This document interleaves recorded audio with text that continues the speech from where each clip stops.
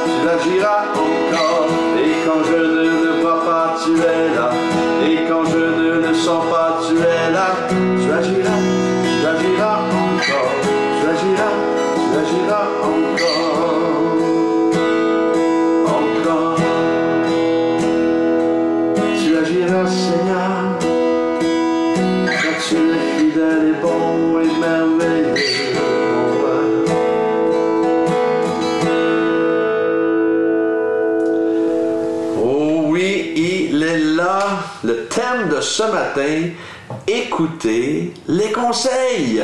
Ça dit dans Proverbe 19, verset 20, ça dit « Écoute les conseils, accepte l'instruction, ainsi tu seras sage dans la suite de ta vie. » Vous savez, il y a quelqu'un qui mentionnait que l'éducation formelle n'est pas le seul moyen d'acquérir des connaissances pour la vie de tous les jours. Certaines connaissances sont acquises de manière informelle en dehors des quatre murs de l'école. En fait, il existe des expériences pratiques que l'on peut avoir besoin d'apprendre en dehors du cadre formel et qui constitueront la base de l'expérience nécessaire pour exceller justement dans le domaine choisi. Vous savez, l'éducation formelle peut enseigner l'aspect théorique, tandis que le cadre non formel pourrait être le lieu de votre expérience pratique. Alors c'est pourquoi nous devons avoir l'esprit ouvert et ne pas être pressés de faire les choses. Prenez votre temps pour acquérir des connaissances sous différents angles. La connaissance peut être obtenue par le canal le moins attendu et elle peut vous être transmise inconsciemment par l'exemple au cours d'une discussion informelle avec quelqu'un, par exemple. Alors, pour certaines personnes, vous savez, ce n'est jamais facile d'accepter les conseils. Vous avez connu ce genre de personnes, tu veux leur donner un conseil, c'est difficile. C'est difficile à capter, à avaler pour certains et certaines. Et pourtant, nous devrions juste dire merci à ceux qui veulent nous enseigner, merci à ceux qui veulent nous donner des bons conseils. D'autres ont de la difficulté à recevoir une direction parce que le patron au bureau est plus jeune qu'eux. Non, comprenons que refuser les conseils, c'est simplement manquer de sagesse et ça veut aussi dire que nous n'avons rien à apprendre et nous ne désirons pas nous améliorer. Moi, j'ai un ami qui travaille depuis, il a sa société dans la construction, et surtout dans la maçonnerie, très, très expérimenté, et il a commencé à enseigner justement à l'université à cause de ses capacités. Et les ingénieurs, les jeunes ingénieurs sont très, très, très réceptifs. Justement, il n'y a pas seulement le côté académique, mais il y a le côté pratique que mon ami Robert leur apporte. Alors, c'est merveilleux. Alors, c'est pour ça, ils sont désireux de s'améliorer. Alors, et on devrait l'être aussi. Il y a plusieurs années de cela, mon pasteur Claude m'avait donné un conseil dans la façon de diriger la louange. Alors que je dirigeais de cette façon depuis des années, mais son conseil m'a été extrêmement bénéfique, car lorsque je conduisais la louange, je ne communiquais pas avec les gens. J'étais dans ma bulle à marcher de long en large sur la plateforme sans regarder les gens. Alors, il m'avait dit, regarde les gens lorsque tu diriges la louange, Steph. Tu es en train de te faire un sillon dans la moquette, là. Alors, il avait raison. Et je marchais de long en large sur la plateforme, malheureusement, sans me soucier de ceux qui étaient devant moi. Mais je l'ai remercié, je l'ai vraiment remercié pour cela. Et ça a tout changé. Et si nous entrons en mode non enseignable, le problème, c'est que nous cessons d'avancer si nous gardons cette attitude. Il y a cette attitude à corriger. Alors, dans mes années de ministère, j'ai vu ce genre d'attitude limiter des appels, briser des couples, rendre des personnes instables. Alors, il faut changer cette attitude-là. Alors, aujourd'hui, sagesse demande à méditer sur ce texte qui dit « Écoute les conseils et accepte l'instruction ». Écoute les conseils et accepte l'instruction, nous dit le texte de ce matin. Ainsi, tu seras sage dans la suite de ta vie. Ça vous intéresse pas, ça? Alors, comprenons que la parole de Dieu apporte des conseils avisés pour répondre aux besoins et à nos circonstances. Lorsque nous appliquons les conseils tirés des Écritures, nous sommes assurés que Dieu veillera à ce qu'ils soient exécutés et à ce que nos conseils, qui sont les siens, soient couronnés de succès. Pas merveilleux, ça? Alors, aujourd'hui, écoutez les conseils. On va prier. On va prier sur beaucoup de sujets de prière ce matin. Seigneur, merci pour Cathy Cat, pour sa santé. Pose ta main sur elle, Seigneur, surnaturellement. Restaure-la. Merci. Merci pour Janine, Elisabeth et Monique, afin que la paix règne entre elles. Et Seigneur, merci de leur donner de la sagesse et du discernement, Seigneur, dans leurs discussions. Merci pour Alexandre, Seigneur, afin que tu entreprennes pour sa santé mentale. Seigneur, merci de le toucher maintenant par la puissance de ton Saint-Esprit. Merci pour Angela, Seigneur, pour ses difficultés scolaires. Seigneur, merci de l'aider afin que tu lui donnes la facilité d'apprendre. Pose ta main sur Angela. Merci pour Seigneur, pour James et sa famille. Merci de le bénir. Merci de le combler au-delà de ses attentes. Merci, Seigneur. Nous prions pour Manuela, pour son couple.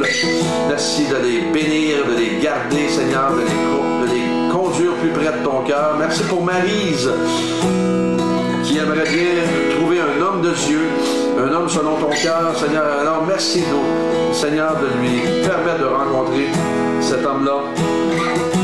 Seigneur, merci pour Antonella. Merci pour sa famille. Merci de la bénir. Merci de lui donner ce que son cœur désire. Merci pour André, alors qu'il va passer par les eaux du baptême. Seigneur, merci de le bénir. Merci de le combler. Merci de le visiter puissamment. Merci de les combler, lui et son épouse, au-delà de leurs attentes. Merci pour Christine qui a subi une opération à son genou. Merci, Seigneur, pour une restauration rapide et surnaturelle de son genou. Merci pour ta fidélité envers Christine. Merci pour Anne, Seigneur, dont on lui a découvert un cancer. Merci de la guérir. Déploie ta puissance de guérison et la puissance du miraculeux dans son corps, dans ton nom puissant. Seigneur, merci pour Hélène, Seigneur, qui vit la dépression. Merci de la restaurer, de la visiter, de la guérir complètement et entièrement. Merci pour Éline, qui, Seigneur, qui est dans une position d'automutilation. Seigneur, merci de la restaurer, merci de la guérir, merci, Seigneur, de la visiter maintenant par la puissance de ton Saint-Esprit. Merci pour mes frères et sœurs connectés ce matin, de les garder près de ton cœur, de les bénir, de les diriger tout au long de cette journée. Je les confie entre tes mains. Amen.